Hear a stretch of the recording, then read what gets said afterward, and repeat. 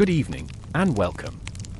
Wherever you are, curled under warm blankets, resting your head against the quiet hum of the world outside, or simply letting your thoughts drift, tonight, we turn our thoughts to a quieter time. A slower time. A time when the boundaries between science, superstition, and spiritual longing were blurred, when men in candlelit chambers, surrounded by heavy tones and delicate glassware, believed the world could be transformed, not just in matter, but in meaning. Close your eyes, if you like. Let the world grow quiet. And imagine another time, far removed from the neon hum and digital flicker of our own. Imagine a narrow stone street, perhaps in Prague, or Venice, or a quiet French village. The year is indistinct. Late medieval, or early modern. Somewhere between the fading of old feudal ways and the slow birth of reason. Here, behind heavy wooden doors and walls thick with lime and straw, lives the alchemist. Not the sorcerer of legend.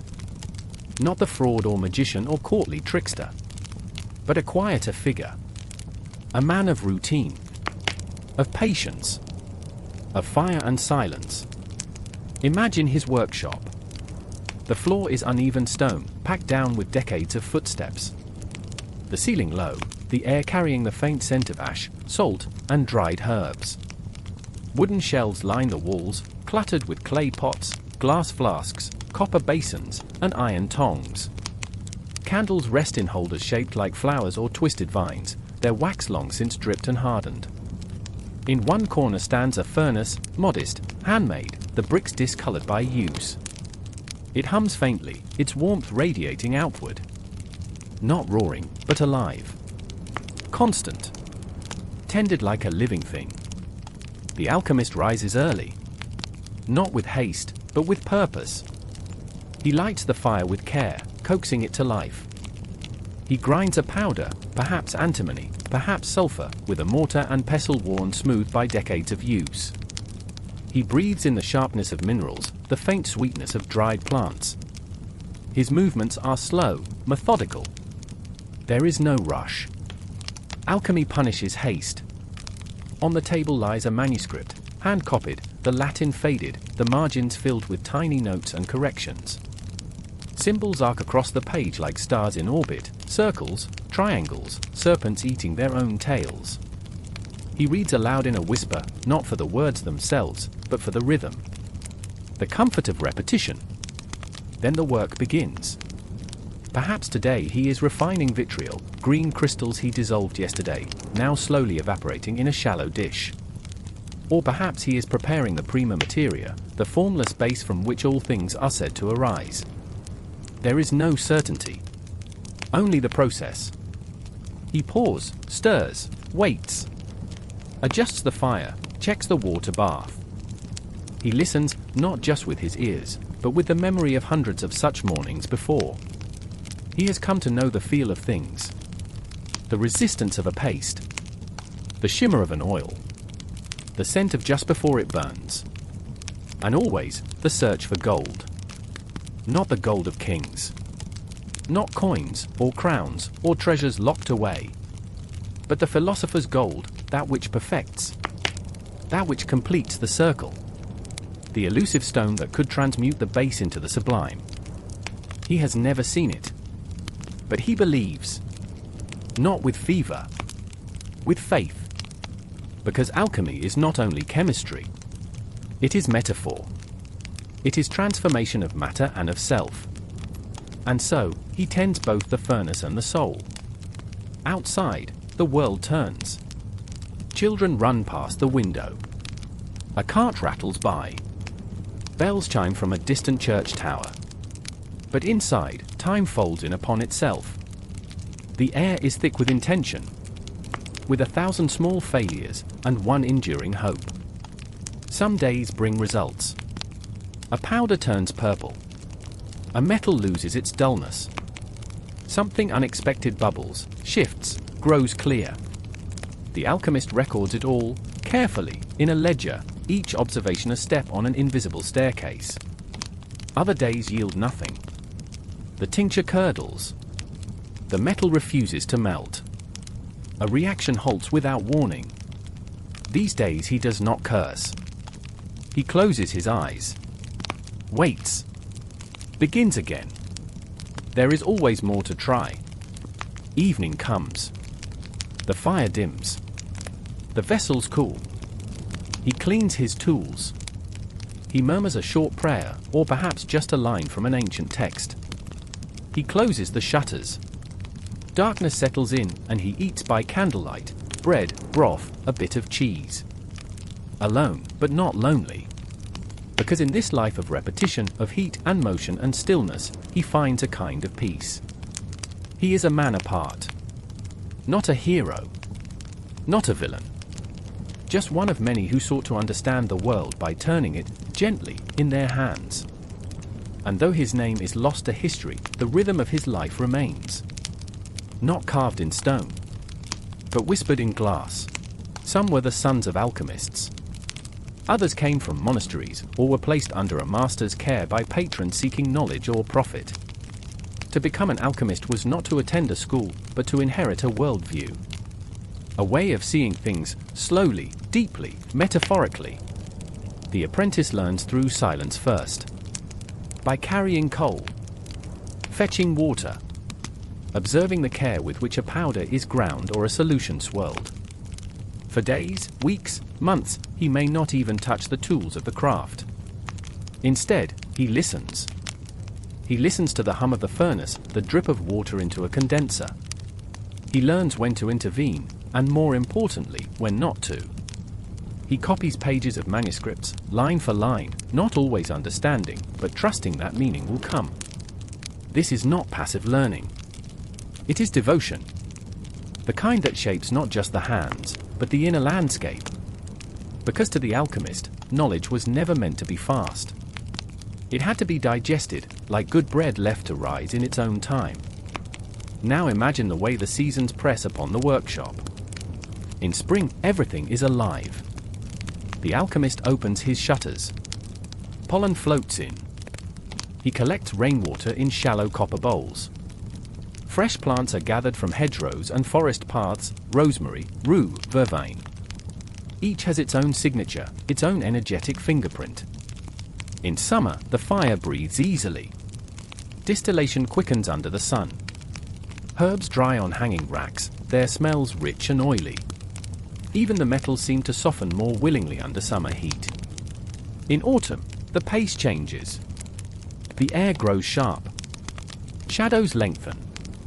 The alchemist harvests roots, barks, seeds, plant parts that speak of endurance and protection. He preserves, stores, and reflects. In this season, contemplation deepens. Winter brings stillness. Frost traces patterns on the window panes. The fire is harder to start, but once lit, becomes the heart of the entire space. Time slows. The work becomes more mental, more alchemical within. It is the perfect time for study. For rereading forgotten texts. For writing long, careful reflections on what did not succeed. For failure, after all, is a constant companion. Most experiments end not in gold, but in blackened sludge, cracked glass, or nothing at all. Days of preparation dissolve in minutes. And yet the alchemist rarely rages. There is disappointment, yes, but not despair.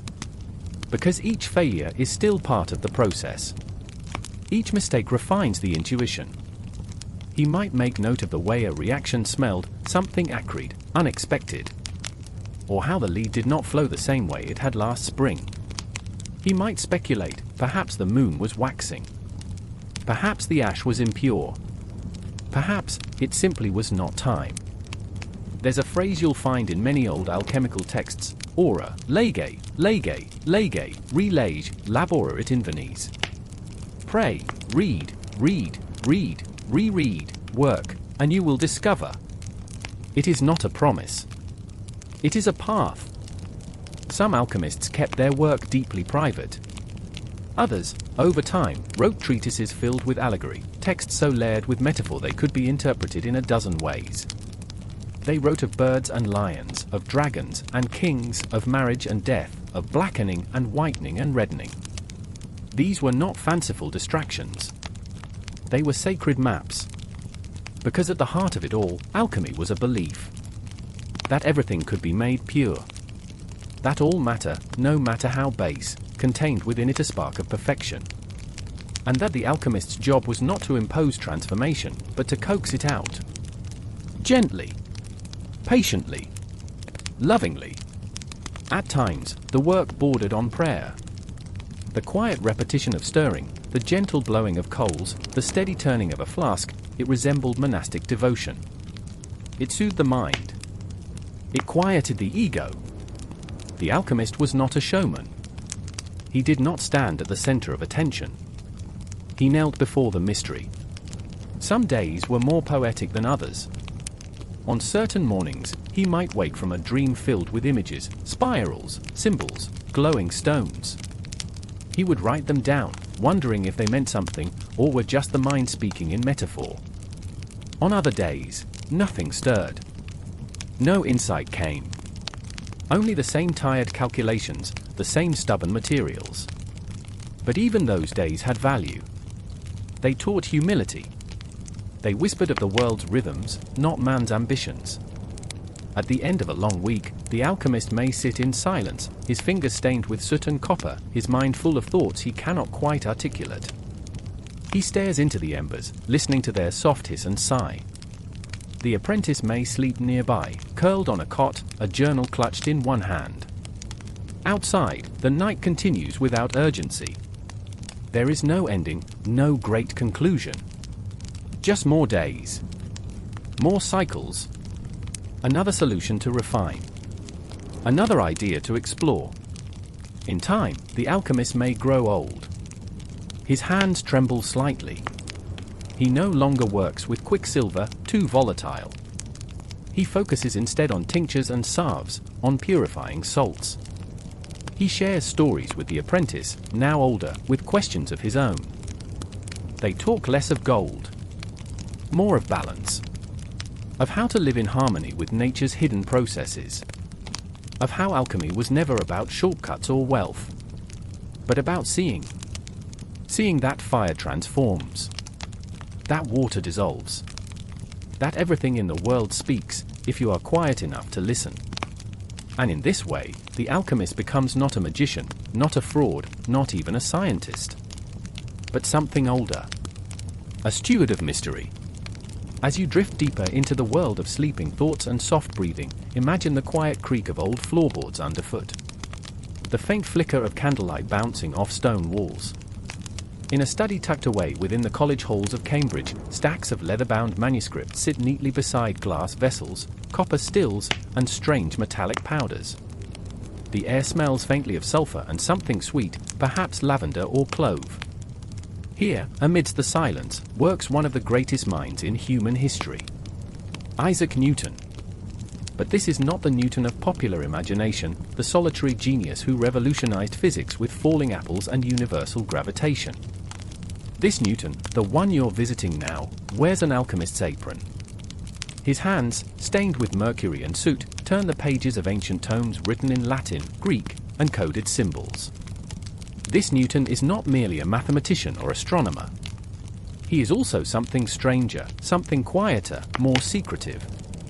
He is an alchemist. In the modern mind, alchemy often conjures images of charlatans and fantastical potions, frauds peddling promises of eternal life or base metals turning to gold. But in Newton's time, alchemy was a serious, if mysterious, pursuit. It was not yet separated from science. Indeed, it was one of its roots. And Isaac Newton, ever the seeker of deeper truths, found in alchemy a world that seemed to whisper to him secrets the visible world would not.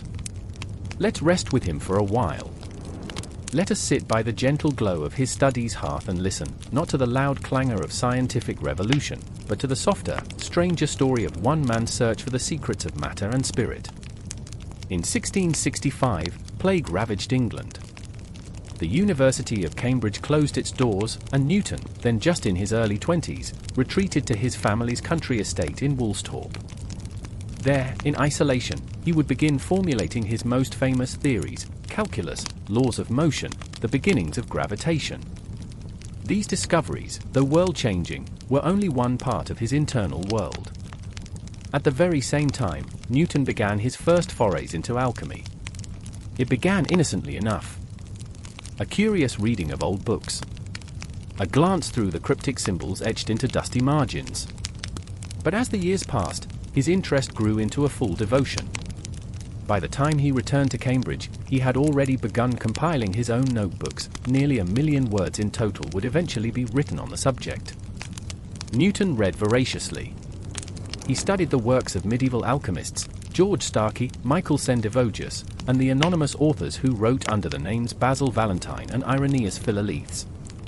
He pored over their instructions for preparing the Philosopher's Stone, deciphered their riddles, and studied their allegorical diagrams, sun and moon, lion and serpent, king and peasant, all swirling in an eternal dance of symbolic transmutation. In secret, he began performing his own experiments. In the quiet of his laboratory, he assembled furnaces and crucibles, alembics and flasks. He heated metals, distilled tinctures, and watched as substances darkened, shimmered, or vaporized. He recorded every observation meticulously, sometimes in Latin, sometimes in code. Why such secrecy? Partly, it was the norm of the alchemical tradition. Knowledge was to be earned, not freely given. But Newton, private by nature, also feared misunderstanding. Alchemy, to him, was not quackery. It was a sacred science. One not yet fully understood, but possibly older and more complete than the mechanistic view of nature emerging around him. He believed that the ancients had once possessed a pure and unified knowledge of the universe. This knowledge, Newton thought, had been obscured over time by allegory and hidden within esoteric texts. The language of the philosophers, filled with metaphors like the green lion, the red dragon, the marriage of the sun and moon, was not nonsense. It was encoded wisdom, the key to unlocking nature's deepest transformations. And central among these transformations was chrysopoeia, the transmutation of base metals into gold. But Newton did not see gold simply as wealth. For him, the alchemical process mirrored a deeper transformation, the purification of matter, and perhaps of the soul itself. He viewed the pursuit of the Philosopher's Stone not only as chemical but spiritual. The practitioner, like the lead in the crucible, must be purified through fire, both literal and metaphorical. It is no exaggeration to say that Newton saw his own life in these terms. He lived simply, ascetically. He was deeply religious, though unorthodox. He kept to himself, often working late into the night, driven by an intensity that bordered on obsession. There is something deeply human in this hidden pursuit. We see in Newton a man not content with appearances, not satisfied with equations alone. He yearned for the why behind the how, for meaning woven into matter. In a world rapidly moving toward mechanism and empiricism, Newton held onto the idea that the universe was a living text, a sacred scripture written in the language of both numbers and symbols. Some of his notes even suggest that he believed he was chosen to rediscover lost truths. He linked his work to biblical prophecy, interpreting apocalyptic scripture in tandem with alchemical formulae. He believed in a divine order that could be glimpsed through careful study, through revelation earned by humility and labor. This blending of science, scripture, and alchemy would be bewildering to us today. But in Newton's time, it was not so strange. The boundaries between disciplines were fluid. The pursuit of truth, whether through astronomy, theology, or chemistry, was unified by a single goal: to understand the mind of the Creator. Newton's laboratory work, though largely unpublished in his lifetime, was extensive. He conducted hundreds of experiments. Some tried to replicate ancient recipes, combining mercury and antimony, sublimating salts, and calcining metals. Others were more exploratory, aimed at understanding the principles of combination, combustion, and volatility. He documented color changes, residues, precipitates. He catalogued substances according to their degrees of fixity, a measure of how resistant they were to change. He paid special attention to metallic compounds, especially those involving mercury and lead, long believed to be key ingredients in transmutation. Today, we know that alchemical transmutation in the traditional sense is not possible through chemistry. But Newton was working with the tools and concepts of his time, and with a sense of conviction rarely matched in any age. And he did make real discoveries. Some of his insights foreshadowed the development of modern chemistry. He explored reactions, weights, and balances. He intuitively grasped concepts of atomic combination, though he lacked the terminology. He kept a rigorous laboratory notebook, noting conditions and outcomes with scientific care. And in the process, he also absorbed something less measurable, something elusive and interior. Alchemy was, for Newton, a mirror. It reflected not just the materials in his crucible, but the structure of his own thoughts. It offered a space to wrestle with paradox, with transformation, with hiddenness and revelation. There are moments in his writing, moments when symbols give way to poetry, when one senses he glimpsed something, not factual, but felt. A truth not expressed in theory, but in tone. The kind of knowing that passes through the hands before it reaches the tongue. Even when serving as Warden of the Mint, a prestigious government post, Newton maintained his alchemical interests.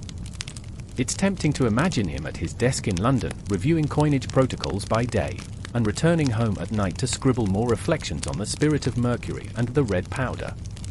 Toward the end of his life, he became increasingly reclusive. His writings turned more theological. He corresponded less. And yet, the alchemical thread never left him. His final manuscripts contain reflections not just on matter and transmutation, but on grace. What was gold, after all, if not the symbol of something higher? Something incorruptible? Perhaps, to Newton, the philosopher's stone was not a literal object, but an idea. A metaphor for completeness. For unity. For the moment when opposites, body and spirit, earth and heaven, base and noble, might finally converge. In the quiet spaces between his public accomplishments lies this softer narrative.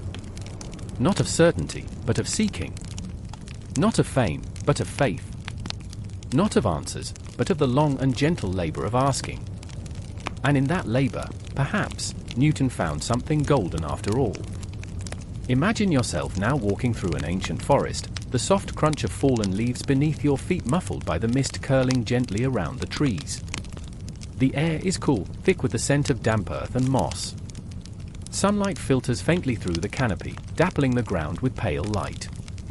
Somewhere in this quiet, forgotten place, there once stood a small medieval chapel, now little more than a ruin swallowed by time and nature.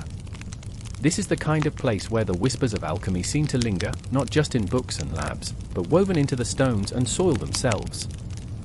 The archaeological sites connected with alchemy are often subtle, scattered, and mysterious, reminders of a pursuit that was as much about secrecy and transformation of the self as it was about turning lead into gold. Let us wander through some of these sites, and listen closely to the stories they tell.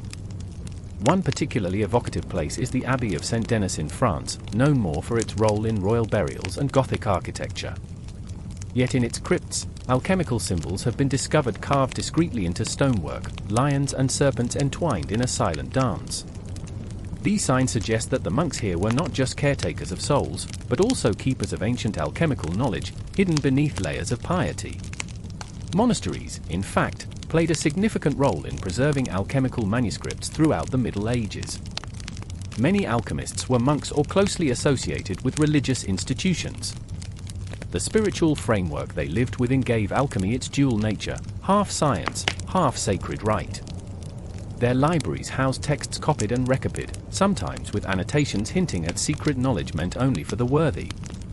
Elsewhere, archaeological digs in the old mining regions of Central Europe, particularly in the Harz Mountains of Germany, have unearthed remnants of alchemical laboratories dating back to the 15th and 16th centuries. Charred remnants of crucibles, flasks, and metal scraps lie quietly beneath the soil, silent witnesses to the long nights spent tending fires and decoding the mysteries of matter.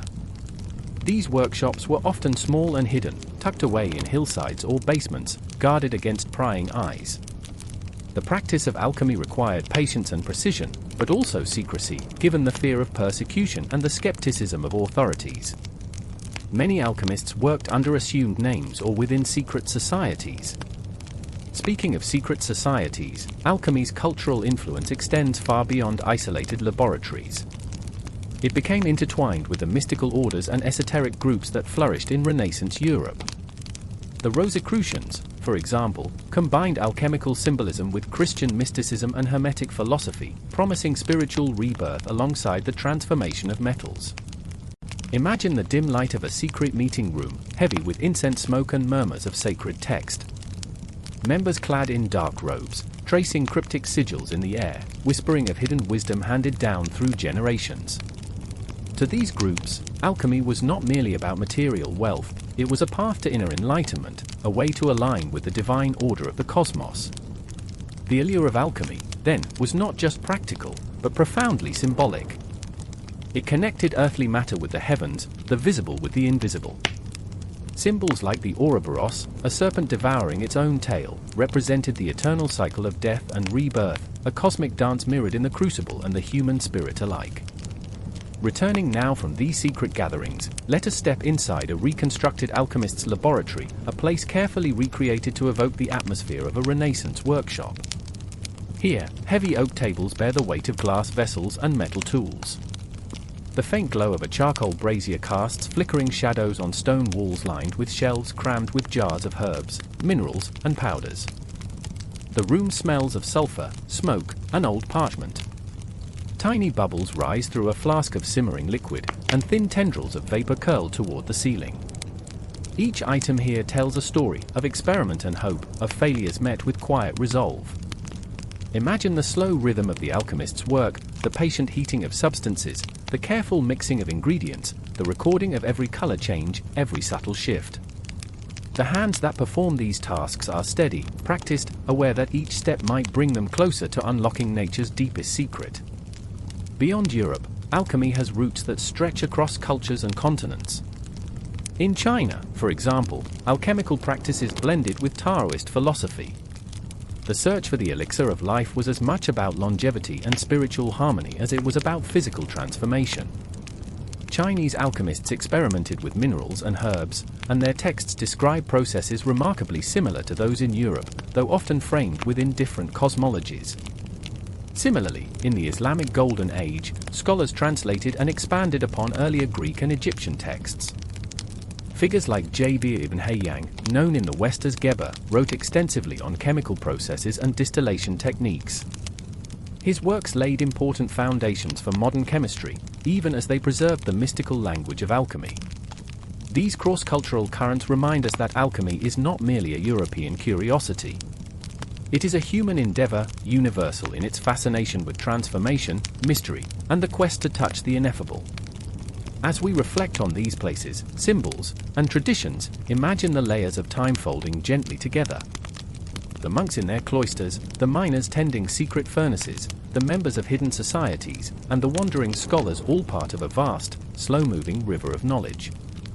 This river carries with it more than formulas and experiments. It carries a vision, one that sees the world as alive, mutable, and full of wonder. A vision that invites us to look beneath the surface, to seek not just what things are, but what they might become. And in that invitation lies a certain peace, a reminder that transformation is a slow, gentle process. That gold is not made in moments, but in patience and faith. As we continue to wander through the rich tapestry of alchemy's cultural and archaeological legacy, allow yourself to settle more deeply into the rhythm of this ancient pursuit. Picture yourself gently stepping back through time, your senses tuned to the subtle textures of history, where shadows and light intertwine in quiet harmony. Let us turn our attention now to the intricate symbols and iconography that formed a secret language among alchemists. These symbols were not merely decorative, they were keys to understanding the hidden truths of matter and spirit, encoded in patterns that spoke simultaneously to the intellect and the soul. The famed Philosopher's Stone, for example, occupies a central place in alchemical lore. It was imagined as a perfect substance, capable of transmuting base metals into gold and granting eternal life. The stone itself often appeared in manuscripts as a geometric shape, sometimes a circle, sometimes a square, or a triangle within a circle, each variation layered with meaning. Imagine tracing your fingers along these shapes, feeling the smoothness of their imagined surfaces, contemplating the paradox they represent, a tangible, physical object that also embodies the mystical union of opposites, fire and water, earth and air, spirit and matter. The pursuit of the Philosopher's Stone was, in many ways, a metaphor for the human quest for wholeness and transcendence. Alongside these symbols, alchemical manuscripts often contain elaborate illustrations, vivid, yet gentle, like visual poems. Dragons curled protectively around vessels, kings and queens danced in allegorical tableaus, and mystical birds like the phoenix rose from flames, symbolizing rebirth and transformation. Many of these images appear strange or enigmatic at first glance, but they invite slow contemplation. Consider the alchemical egg, a symbol of potentiality and birth. It reminds us that transformation begins quietly, within a protective shell, in darkness and silence, before emerging into the light. If you imagine yourself slowly turning the pages of such a manuscript, you might sense the deliberate care taken by its author, each image a whisper, guiding the reader toward inner revelation rather than outward spectacle. Archaeological discoveries of alchemical artifacts often reveal a similar balance of the practical and the symbolic. In addition to crucibles and flasks, archaeologists have uncovered engraved talismans, amulets, and ritual objects. These items speak to the spiritual dimension of alchemy, where chemistry and prayer, experiment and meditation, intertwined. One fascinating example comes from a small village in the Italian Apennines, where a cache of alchemical tools and copper plates was found beneath a crumbling stone hearth. The plates were inscribed with mysterious scripts and diagrams, worn smooth by centuries of handling. Scholars have suggested that these plates were used in ritual invocations, perhaps to invoke the powers believed necessary to catalyze transformation. Imagine the quiet concentration of the alchemist holding one of these plates, chanting softly as a flame flickers nearby, the copper cool and weighty in their hands. The act is part science, part ceremony, a blending of the external and internal journeys. The ritualistic aspect of alchemy also surfaces in the design of some early laboratories, which often mirrored sacred spaces. Consider the layout of the alchemical workshop as a microcosm of the universe. The placement of furnaces, tables, and shelves could be arranged according to astrological principles, aligning the work within the cycles of the heavens. Astrology and alchemy were closely intertwined.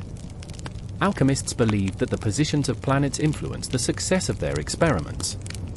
For example, the metal gold was linked to the sun, while silver corresponded to the moon.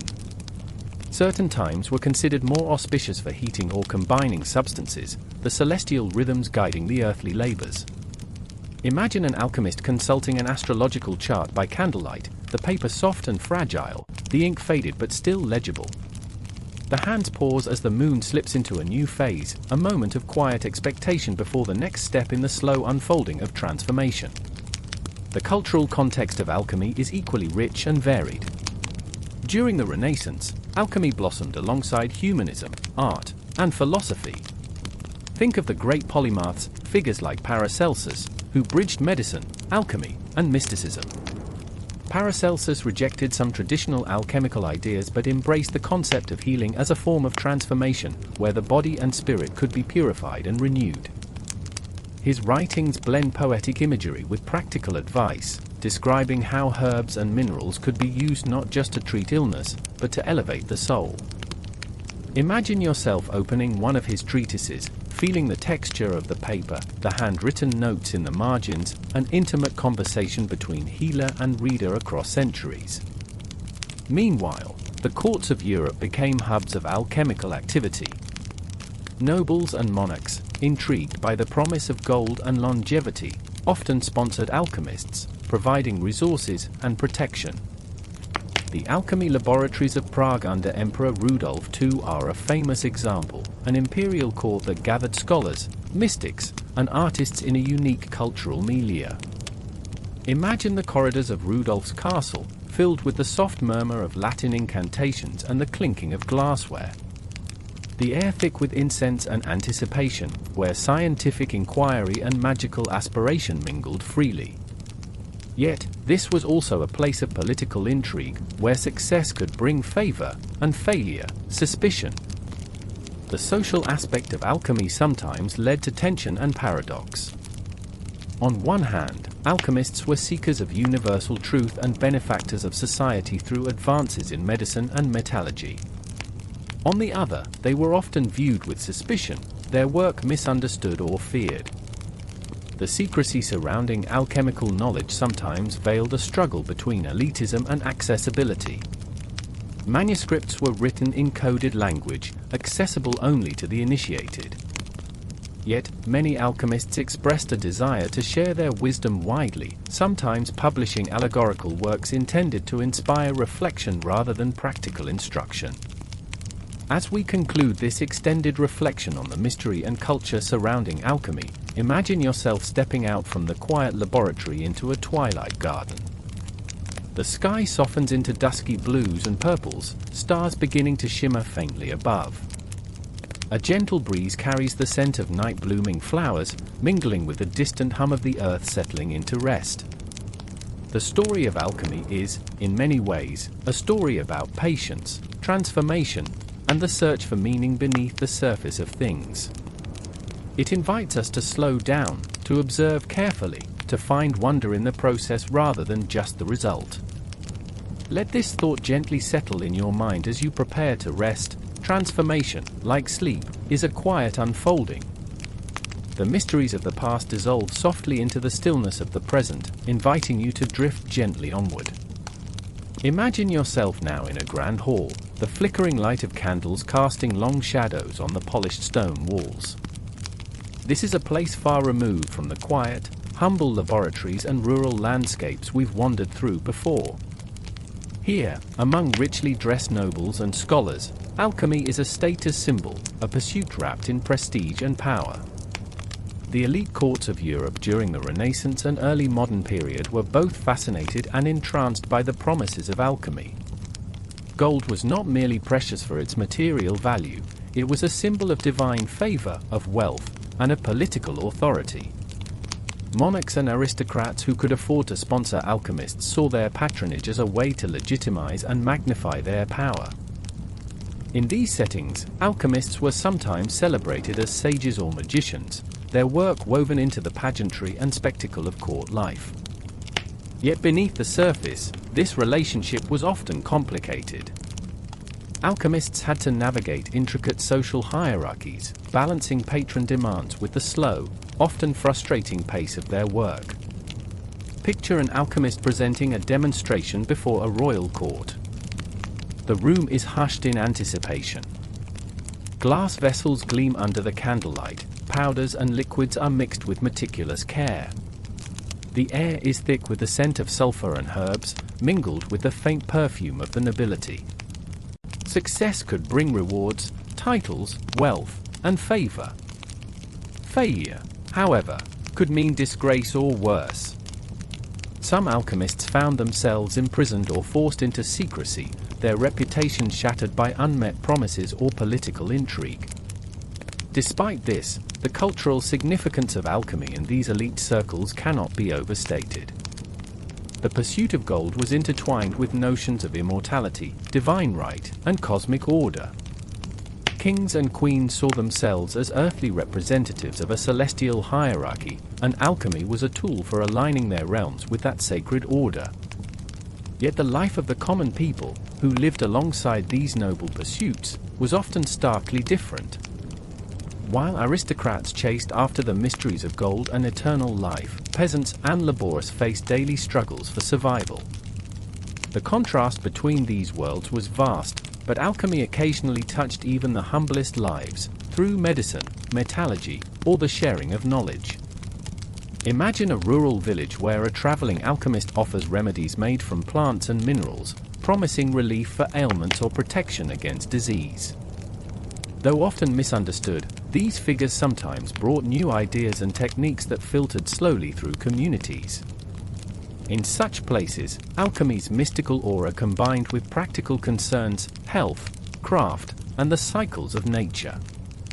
The alchemist's work might seem magical to some, but it was grounded in close observation of the natural world.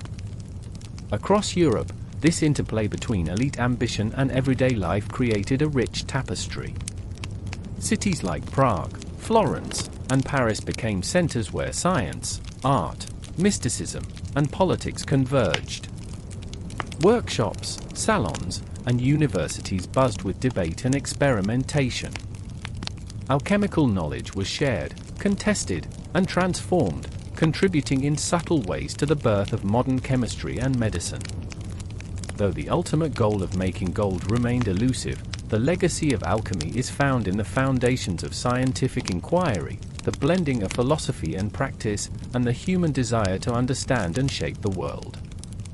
As you listen now, feel the gentle rhythm of history, the slow unfolding of discovery and imagination, ambition and humility. The hands that mixed, measured, and weighted centuries ago are connected to ours through time and curiosity. The story of alchemy is not only one of metals and magic but also of human striving, a striving that continues quietly beneath the surface of our own busy lives. Imagine stepping deeper into the world of the elite, into the sprawling palaces where gilded mirrors catch the flicker of countless candles, and the air hums with quiet conversation and soft music. The nobles who inhabited these spaces were more than just patrons of art and power. Many were genuine seekers of knowledge, drawn by alchemy's promise not only of wealth but of transformation on a cosmic scale. In the grand courts of the 16th and 17th centuries, alchemy was a language of both science and mysticism, a bridge between the tangible and the intangible. Princes and princesses, dukes and duchesses engaged with alchemists not merely as entertainers or curiosities, but as intellectual companions in their quest to understand the universe. Imagine, for a moment, a scholar carefully presenting his latest experiments to a curious but skeptical audience of courtiers.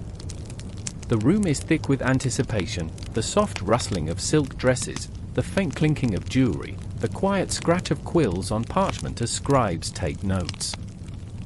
These noble patrons often saw themselves as guardians of divine knowledge, stewards of a world where the earthly and celestial realms intertwined. Alchemy, with its blend of symbolism and chemistry, seemed to offer keys to unlock the secrets of the cosmos. Gold, after all, was more than a metal, it was a symbol of perfection, purity, and immortality. To hold gold was to hold a piece of the divine, a tangible connection to eternal light. Yet, behind this gilded facade lay complex tensions. The court was a place of intrigue, where favor could be as fleeting as the flicker of candlelight. Alchemists had to walk a fine line, delivering enough promise to keep their patrons invested, while acknowledging the slow, uncertain pace of their craft. Failure could mean not just professional disappointment but social ruin.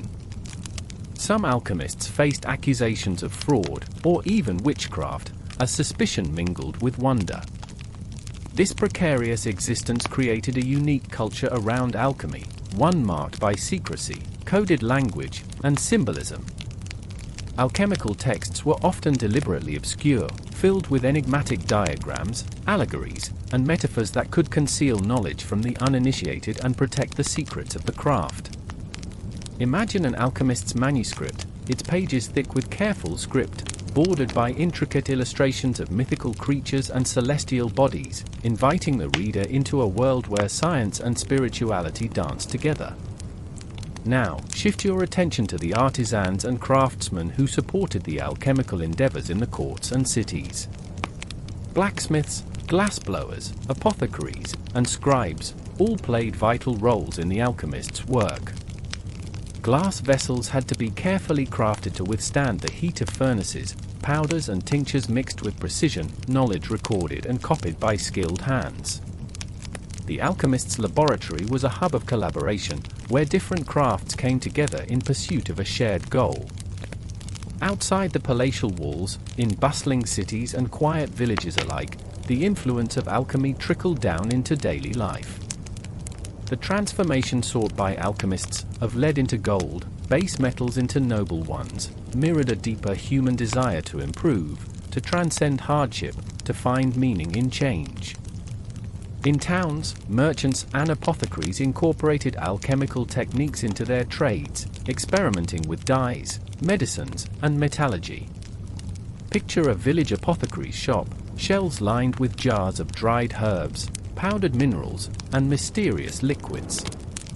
The apothecary, sometimes trained by or in contact with alchemists, prepared remedies that blended traditional herbal wisdom with emerging chemical knowledge.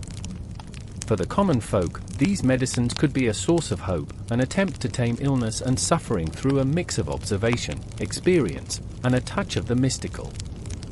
Consider also the contrast between the vibrant intellectual ferment of urban centers and the slower rhythms of rural life.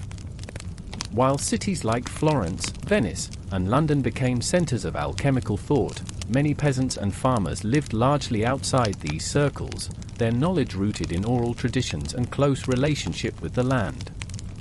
Yet even in these quiet places, alchemy left traces, in folk remedies, in superstitions, in the sense of wonder at the transformations wrought by fire and earth. Imagine a farmer watching the alchemist's fire transform raw materials into shimmering substances, a sight both puzzling and miraculous. To many, alchemy was as much a spiritual practice as a scientific one, a path toward harmony with nature's cycles of growth, decay, and renewal. The relationship between alchemy and religion adds another rich layer to this story. Many alchemists were deeply religious, seeing their work as a form of divine service. They believed that through their experiments, they could glimpse the workings of God's creation, that the philosopher's stone was not merely a physical object but a symbol of spiritual perfection. The symbolism in alchemical texts often drew heavily from Christian iconography, the sun and moon representing masculine and feminine principles, the Ouroboros symbolizing eternal cycles, and the stages of transformation paralleling spiritual purification. Some alchemists saw their work as a sacred journey, a pilgrimage of the soul through darkness and light. At the same time, this blending of science and faith could be controversial. The Church's stance on alchemy was complex. While some saw it as a legitimate form of study, others viewed it with suspicion, concerned about its occult associations and potential to challenge orthodox teachings. Let us now imagine the personal life of an alchemist at court, away from the eyes of patrons and nobles. The alchemist's days might begin in quiet contemplation, poring over ancient manuscripts by candlelight, the air redolent with the scent of parchment and smoke. Hours spent in meticulous preparation, grinding minerals, distilling liquids, heating furnaces, were punctuated by moments of hope and frustration. In the solitude of the laboratory, the alchemist confronted not only the mysteries of matter but the depths of their own perseverance. The repetitive nature of the work, the stirring, waiting, filtering, could be meditative, a rhythm that steadied the mind even as it sought the extraordinary. Meanwhile, back in the bustling social scene of the court, alchemists were often participants in lively intellectual debates. Discussions about the nature of matter, the cosmos, and human existence were common in salons and libraries. The alchemist was both a scientist and a philosopher, engaging with the great questions of their time. Imagine a gathering where learned men and women debate the latest discoveries, their voices low and earnest. The exchange of ideas was not only about alchemy but about humanity's place in the universe, a reflection of the Renaissance spirit that combined curiosity with reverence. Now, let us gently transition to consider how alchemy's influence extended beyond Europe. Across the world, cultures developed their own forms of protochemistry and transformation arts. In China, Daoist alchemists sought the elixir of life. In the Islamic Golden Age, scholars translated and expanded upon Hellenistic alchemical texts, blending them with their own knowledge. These global threads enrich the story of alchemy, reminding us that the human desire to understand and transform the material world is universal. Picture an ancient Chinese alchemist carefully preparing herbal compounds, or an Islamic scholar copying intricate diagrams in a quiet library. Though separated by distance and culture, their quests resonate with those of the European alchemists. As we begin to draw this segment to a close, imagine yourself back in the grand hall, the flickering candles now low, the murmurs quieted. The pursuit of alchemy, with its mix of ambition, mystery, and patience, reflects a timeless human story, a story of wonder, persistence, and the longing for transformation. Though the philosopher's stone remained elusive, and the transmutation of lead into gold never fully achieved, the alchemist's journey paved the way for modern science. Their blend of observation, experimentation, and imagination laid foundations upon which chemistry and medicine would grow. Feel the calm settle around you as the echoes of alchemy's past fade softly into the quiet present. Imagine the flicker of those ancient flames, the soft scratch of quills, the gentle heat of the furnace, and the hopeful eyes of those who dared to dream of gold and more. This is the rhythm of history, slow, steady, and unending. As our journey through the quiet, flickering shadows of alchemy comes to a close, imagine yourself settling comfortably into a soft, warm space. The gentle glow of candlelight fades softly, replaced by the calm hush of night. The ancient whispers of curiosity and discovery, of hopes both fulfilled and unfulfilled, now blend into a peaceful stillness. We have walked slowly through the rhythms of alchemists' lives, through the delicate stirring of potions, the steady heat of the furnace, the patient turning of pages in faded manuscripts.